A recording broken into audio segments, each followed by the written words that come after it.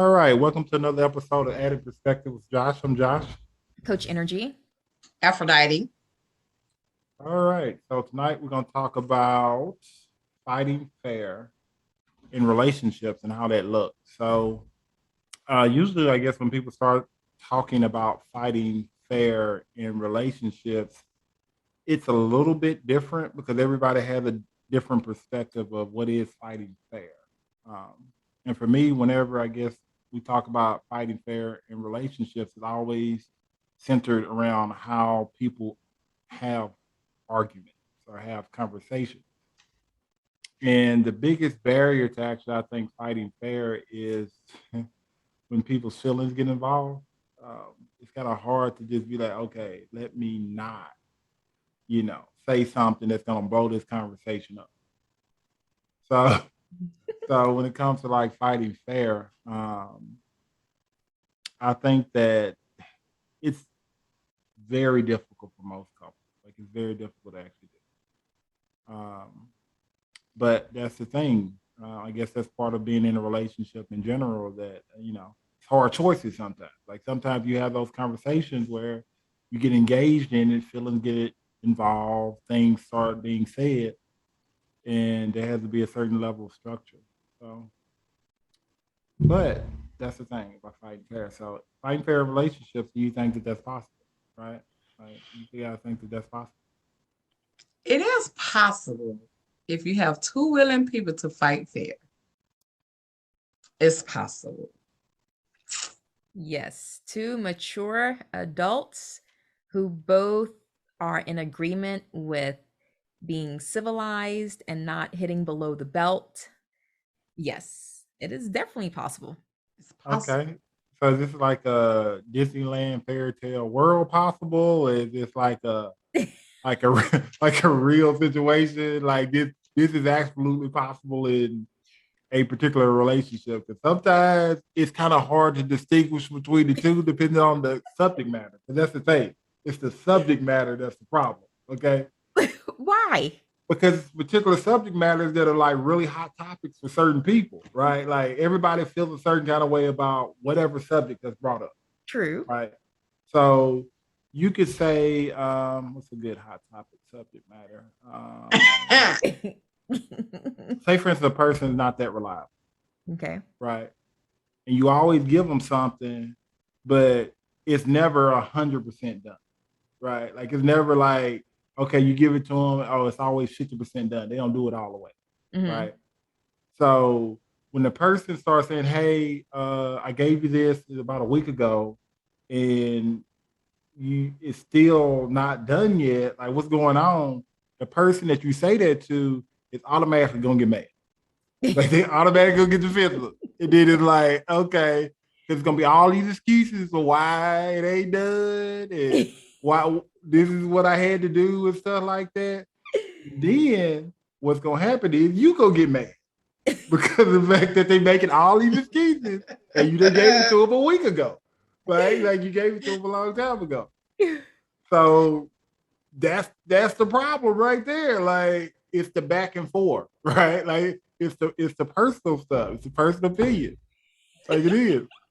So Josh, okay? So Josh, the real question is, if you already know they weren't reliable anyway, why would you give it to them? There you go. Having the proper expectations. That is a good question. So what expectation did you really want? Hey, I'm just saying though. You wanted it to be fully completed. If you already know they only gonna complete 50% of it. Right. So you was asking for that drama. Right. But think about this though. What if this is a new relationship? Again, what if this is like, think about it. What if this is like year one through year 3 with this person or whatever? Obviously, you still trying to figure it out, right? You're still trying to get through the lay of the land, right? Give people the benefit of the doubt. Like some people, you want to get the benefit of the doubt, right? And you give them this project. Just by year 3, we're not doing no more benefit of no doubt. Right. I'm just saying. We know we don't got ourselves into. At this age, right. Like, no, Josh. I know. We need another scenario. Year 3? No, sir. Some people it take longer. Like it do. Like it. You got to account for those people. It takes a little bit longer. Like it does. Just say it. So your answer is like, okay, get your life together. What is that? What's the answer to that? Okay. Like, what do you tell those people that are struggling with fighting fair? Like, what do you tell those people? Oof. Coach Energy, go ahead and take that over.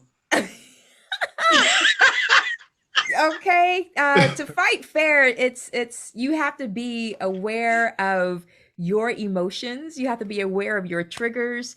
You have to be aware of your pet peeves, those things that will just set you off.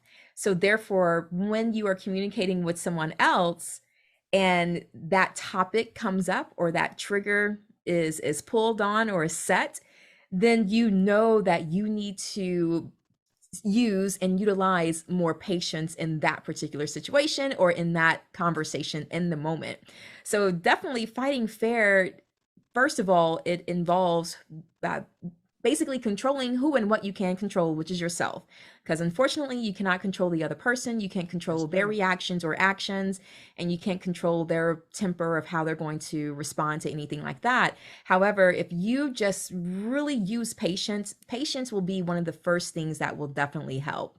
And then going into any sort of conversation or disagreement and having the mindset of, you know what, let's come into it with an open mind, and let's come into it understanding that at the end of this, we want to get on the other side still together and still intact without having hurt one another.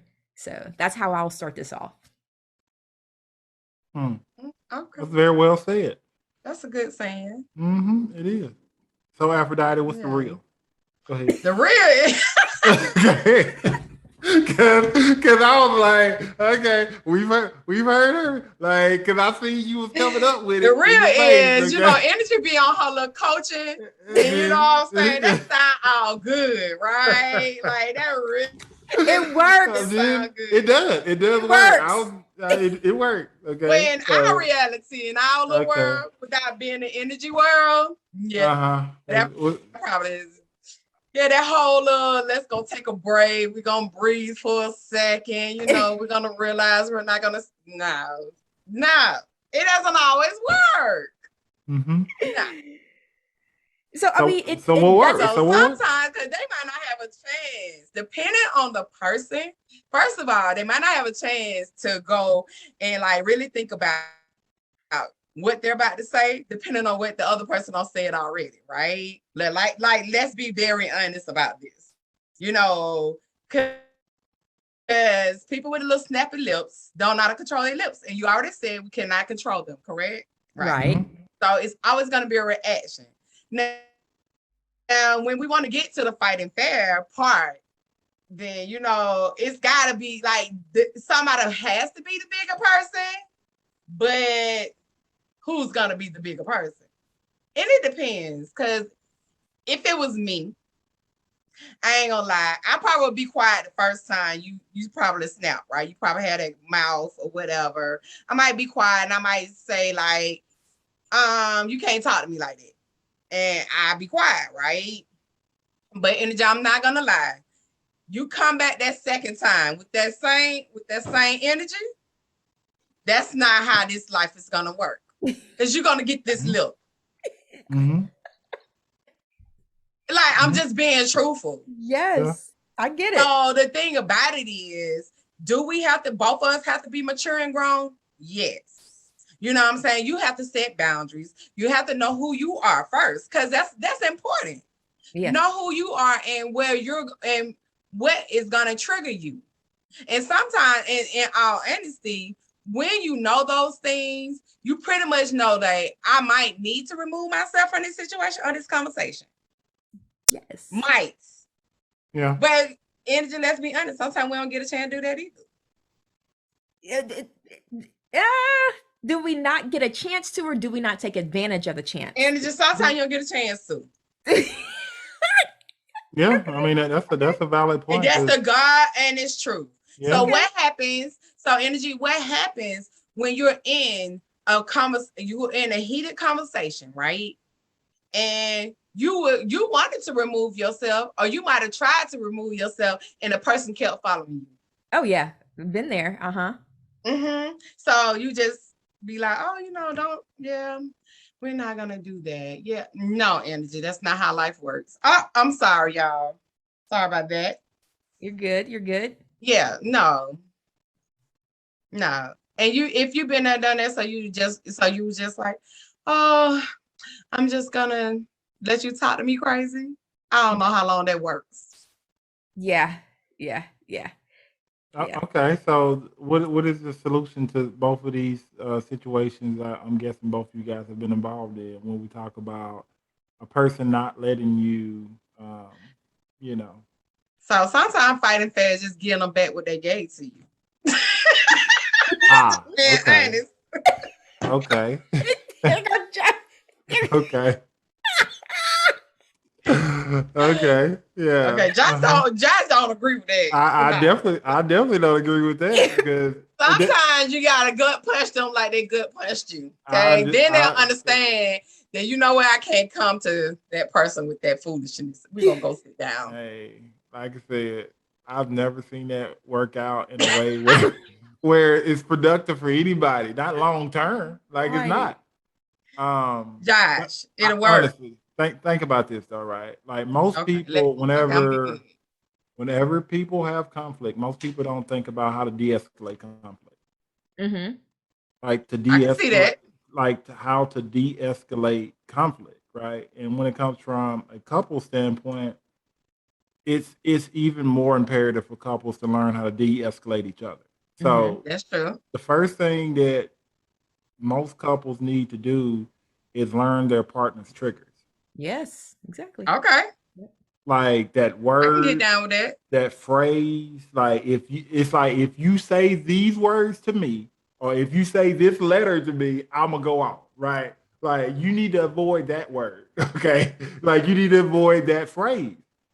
And most people, they're not proactive about that. Like they know that if they say this, it's gonna trigger a response from that person. Well, they were just being petty then. They just wanted a response. But some people just don't know better.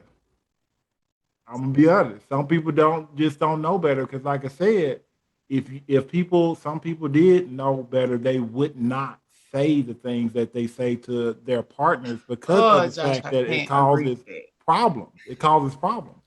I I, can't agree with that. I can't hey, say they don't know no better, Josh. I'm telling you, some people, Them like I all, said, Josh, you've been around. And we all, I can't say they don't know no better, Josh. hey, Josh, they just be being petty. hey, You like know, I said, sometimes they just want the drama. I can't say they don't know no better. Because especially you've been with a person for a while, you pretty much know what's gonna trigger them. You you know if you come to your partner and they don't want you rubbing on their head. This is an example. They don't want you rubbing on their head, and you know that's gonna trigger them, but you rub on their head anyway. I can't tell you don't know no better. You did that mess purposely to start an argument.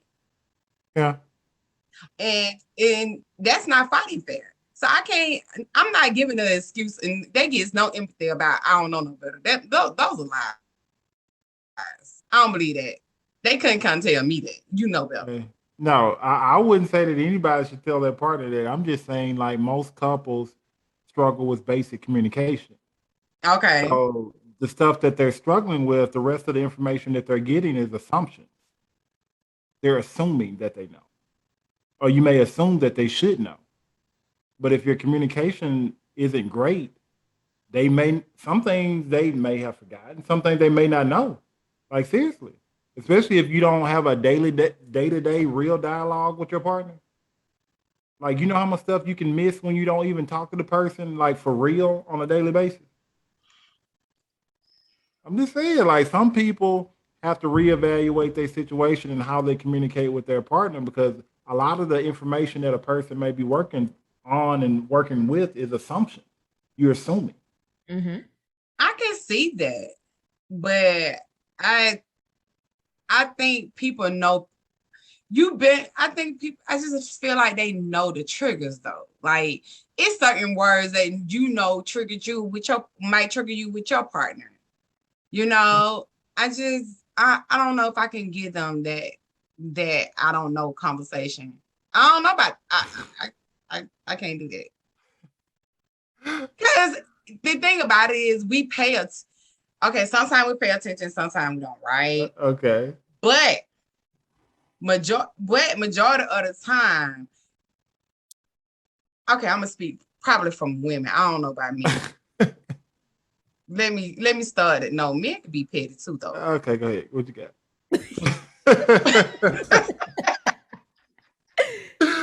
Oh, What I'm saying is women can be very attentive to their mate, right? okay. And they can.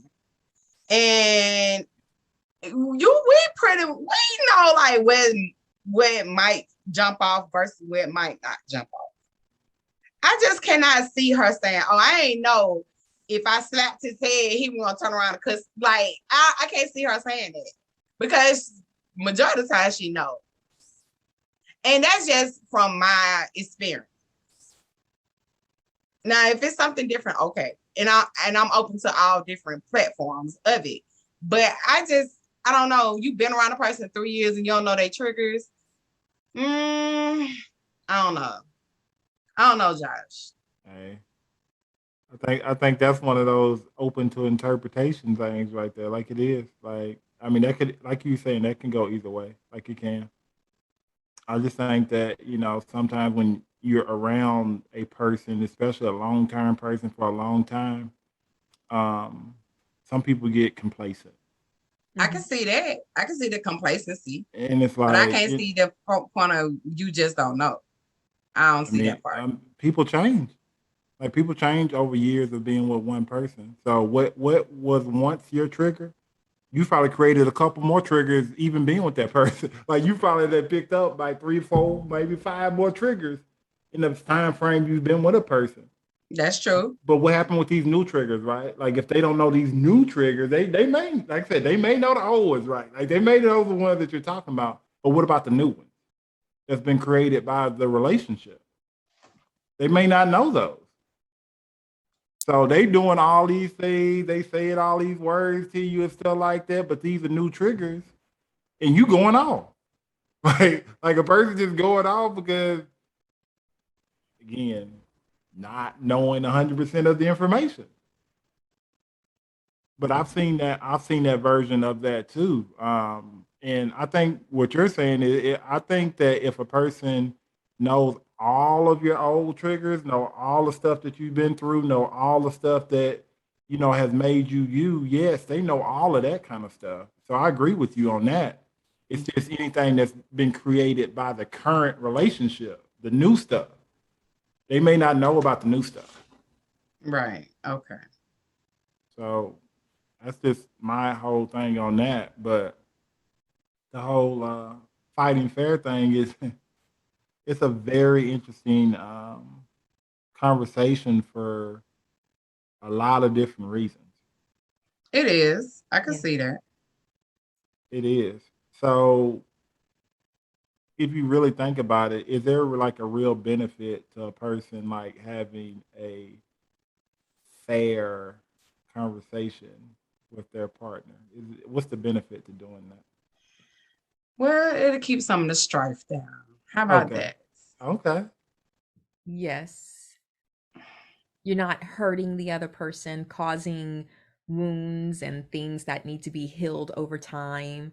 Um, you're keeping you're you're moving and progressing with each other together. I mean, because people were going to disagree on things constantly because we have our own individual minds and perspectives about life and love and everything else. And so disagreements will happen. However, you don't have, it's all about how you handle it. And I Mhm. am a firm believer that relationships, two people in a relationship can absolutely fight fair.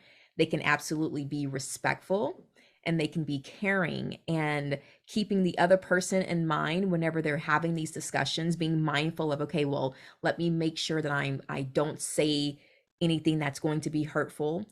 Intentionally, at least. Yeah, there may be some things that a person may say unintentionally, but then that's where the communication needs to pick back up again so that other person who was on the receiving end can say, hey, when you said this, it made me feel this way.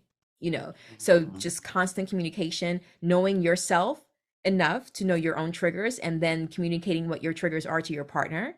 Because they can't avoid something that they don't know to avoid.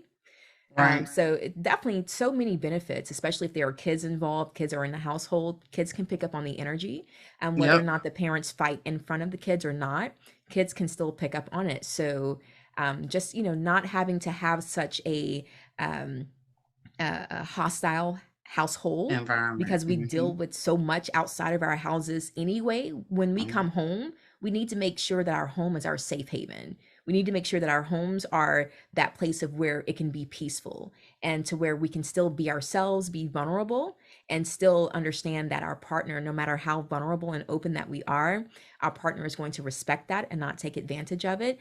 Yet we can still have our own opinion, our own mindset of things, and not, have to walk around on eggshells because you're afraid to communicate about something here, or having to be worried about your partner going off because of, you didn't do the dishes or whatever the case is. So it can be done. I'm sticking to that. It is possible. You just have to have two people who are mature within themselves, but then who also have the same goal, the same vision of wanting to be in a relationship where disagreements are not handled with animosity. They're handled with love and white gloves, so to speak. Yeah. So what about those people that can't compromise well? Then they may just not be the one for you. That's a part of getting to know a person. That's a part of vetting the person to see if they are, the right fit for you, to see if they're going to complement you, to see if the two of you will work well together, if you both will mesh well together. And a person's behavior, a person's mindset, their actions, their temperament, all of that comes into play when you're getting to know a person. And so if you're dating someone who doesn't know how to handle themselves maturely whenever you're discussing hot topics, or who doesn't know how to compromise, or who wants you to always be the one to compromise, then that's when you have to go back to the drawing board and evaluate that situation, evaluate that person, to see if this is actually the right person for you. So it's a choice that you will have to make. So how would you resolve that in a marriage? Because now they're married. And maybe they didn't go through those triggers, or they probably got married when they was 3 months. So they might not had like when they was like freshly into a relationship, they might have got married like really fast. And they might not have had those trying times before marriage. Yeah, so So it's just how like would you? any Yeah, so it's just like anything else. Let's use finances for an example. For most people, setting boundaries, or a budget rather, for finances and how money will be spent, how money will be allocated from the account itself. That's you plan in advance, you prepare in advance. So in the situation of a couple who may have gotten married quickly and they didn't quite get to know enough about each other, then whenever they're in a situation, or how can they prevent being in that type of situation, is by creating a plan, like actually taking time to sit down when everything is neutral, when all minds and hearts are clear, when the emotions are not warring anywhere, when everything is just settled. Have that conversation of, hey, whenever we do get in a disagreement, how do we want to handle this? Because for everyone's relationship it's different, so that couple will need to see what will work best for them, based off of what they've created together. So I would say have the conversation in advance, or again, whenever, as soon as they can, whenever they're not in the middle of the moment, when they're not in the middle of a hot situation or a hostile situation. Communicate and talk about, okay, how will we excuse me, how will we fight fair? How will our disagreements, how will our discussions be handled in our relationship? Do we need to do we I don't even want to go down the list, but there are certain things that people can do if they talk about it in advance and just put a plan together. Because a lot of the times, whenever situations go awry, it's because of lack of planning, and lack of being prepared, and lack of thinking about it in advance. So therefore, when you're in that situation, you're not just responding, off of just off the whim and off of your emotions. You're responding from the intellect versus just the emotions and the anger. It's possible. Josh, What I'm saying. Josh, it's possible. Okay. I know it's possible.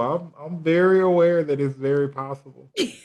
I am. So the next question would be for the people is, so what if y'all did all those steps and the boundaries are still crossed? Well, before we dig into that question, I think most people have to realize that there's, to me, I feel like it's only one or two types of individuals during conflict. So you have the people that are aggressive during conflict, like they engage conflict, like they feed on. I can see that. You got those people, and then you have those people that avoid conflict. You have those people that run from conflict.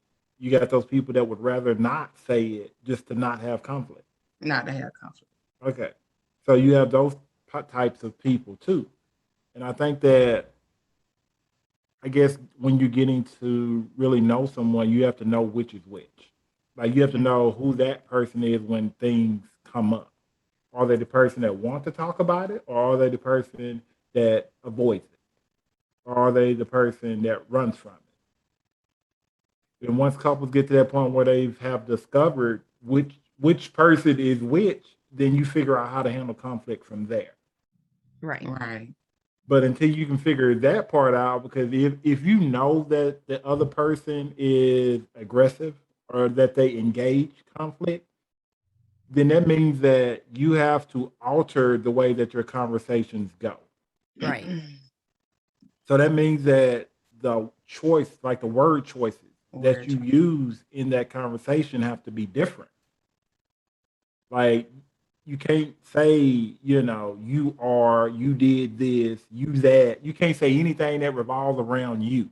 Okay? Because once you start saying you, people gonna get very defensive. They get mad. Okay? Like, most people like to say, okay, you have to use I statements. Like, you have to always try to use I statements. I feel, I think, this kind of stuff, right? Mm-hmm.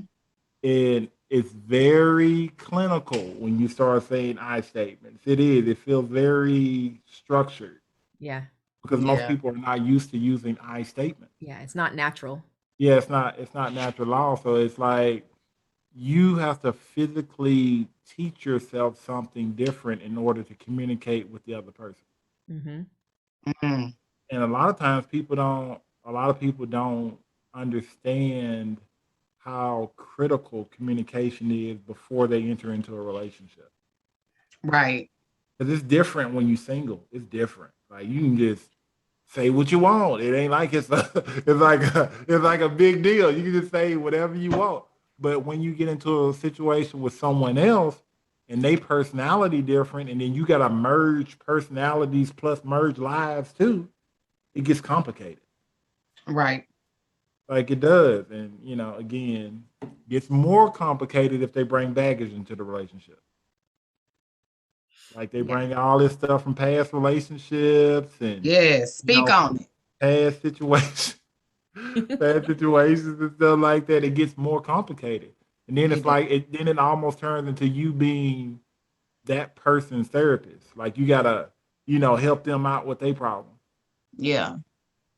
And that's a lot. That's a lot to put on any relationship where you gotta feel like you gotta do that. Right. I agree. And again, this is kind of very off topic, but I tell people sometimes that when you look at conflict in general, you have to see all sides of it. Like, you have to see your side and what you bring to that conflict. You have to see the relationship side and what the relationship has caused. And then you have to see the repercussions of it, like all that, right? Like, you have to see all three of those sides, because sometimes it's a you thing instead of being an us thing. Yep. And most people don't get that. Like, most people only want to blame the other person, but you don't look at yourself first. Why would they do that, Josh? What? Because conflict is two-sided. Like, anytime you have a argument with someone, conflict is never one-sided, especially from a relationship standpoint. Josh, you can't tell those people that doesn't look at themselves. Look, okay. I tell those people that all the time. Okay. Okay, you tell them that. But how far do you get? I tell them that all the time, huh? But how far do you get? Oh, for me, I get very far. Okay. For me, when I tell them, I get very far because the main reason why I get far is because the relationship is broken down to a point where, okay, we need to listen now. Like, oh, we need to listen. And I hate any relationship that gets to that point where, okay, it's dire straits and you need to listen, because that's a bad point for any relationship to be in. Well, it's probably detrimental by then. They probably ready to be out. Again, some relationships get to that point, and that doesn't mean that your relationship couldn't turn around or anything like that. But at that point where it's like dire straits, everybody frustrated, everybody pissed off, it's a different type of work. Like it's a different type of level. Well, and it's like a different type of person to be able to deal with it. What do you mean? I'm saying when it gets to that point, it takes a special person. Like everybody wouldn't be able to deal with the conflict of two other people when they're at a point where they're frustrated, they're mad. You know what I'm saying? They probably barely talking to each other. Or if they talking to each other, they might be being disrespectful. I don't know. You know what I'm saying? It takes, so they already coming in with their defense on, right? Mm-hmm. So they already coming with what would you say, like guns drawn or gloves up. They already coming like that because they've been in that situation for however long. Yeah. So it takes a special person to understand and recognize and see that in order to move it forward. Yeah. And to get to that person who don't understand is you know? Yeah. To be able to truly have that conversation with them. Yeah. Yeah. But I think that's the difference about I guess conflict and learning how to fight fair is you really have to take a hard look at yourself.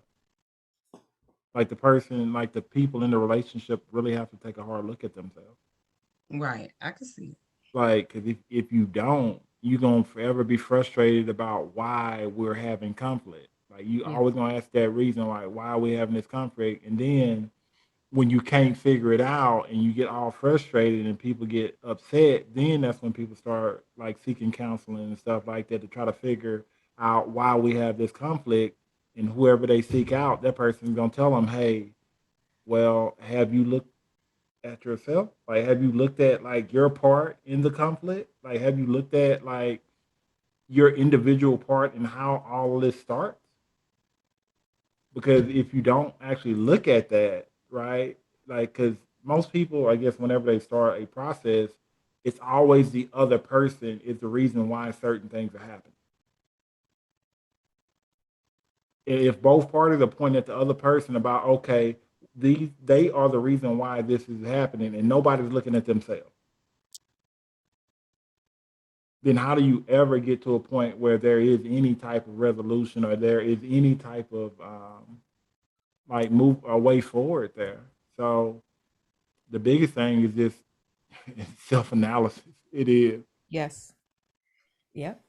That's what I said. Self-awareness. You have to know yourself first, well enough to know your triggers, to know what's going to set you off, to know your pet peeves, all of that. It starts with you. Yeah. Starts with you. It does. It does. So when we talk about like I want to say there's not really, I don't know what even want to say that, but I want to say cons, but I'm when I say that, I'm just trying to think that is there like cons to fighting fair? I'm just trying to. It's kind of a weird question. I don't think it is. No. No. Mm-mm. I can't think of any. I can't think of no cons to fighting fair. Because I was gonna go there, and then I thought about it. I was like, you know what? No. No, it didn't hit me right. No, Yeah. it didn't. No. So, but overall, right? Like when we talk about this particular subject, it's a hard thing. It's a hard subject, like it is, and no matter which direction, I guess people kind of go in when they talk about learning how to communicate better with their partner. It's gonna come down to understanding, like understanding, offering the appropriate amount of empathy and compassion, um, and just being patient. Um, that's what I think. Um, you know, who am I? There you go. There you go. I don't know. So what do you guys think? What do you think it comes down to? With fighting fair, what do you think that what it's gonna come down to for people to get to that point where they can fight fair? Yeah. You want to go first or? Go ahead. Okay. So just a quick recap of some of the things that I've said as well that we've all talked about too in our own points of views. You have to know yourself first. You have to know yourself first in order to know how you will react whenever you're in a situation or whenever something is said to you. You have to know yourself enough to also be able to communicate that to your partner. So therefore you can tell them, hey, this is what I like, this is what I don't like. Try not to say whatever, communicating it to your partner. Also, what will help with fighting fair is listening, having that open mind, having that open ear to hear and listen to what your partner is actually saying. Try not to listen to just respond, but listen to actually take it in, to absorb it, let it sit with you for a second before you respond. That will also definitely help.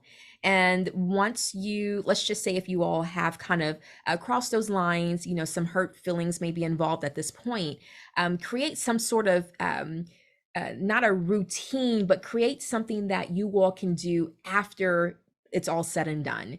You don't want to just go in and, you've said these things, you've hurt the other person, feelings are involved and all of that without having something to fix it all, kind of like a aftercare type of routine. For some people, they may, what do you call it? Like makeup Makeup sex. sets. Yeah. But for others, it may be something else. I'm not saying that makeup sex is necessarily healthy, but you want to do something to where you're showing you're putting in that same amount of effort, that same amount of energy that you put into that argument. You want to put that same amount of attention, effort, and energy into fixing and making sure that the other person is taken care of, making sure that you are also taken care of. So therefore, you all are healing each other's wounds or healing your own wounds instead of just constantly creating wounds throughout the relationship, which then causes that baggage that Josh was saying earlier as well.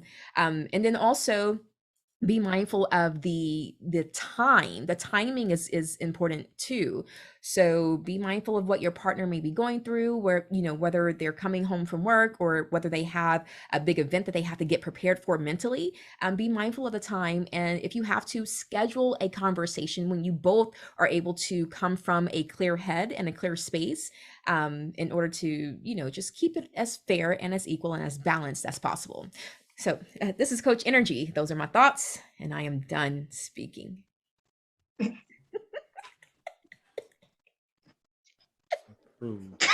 Click the link in the bio. Josh, you Josh, that was my cue. That was my cue. Go ahead.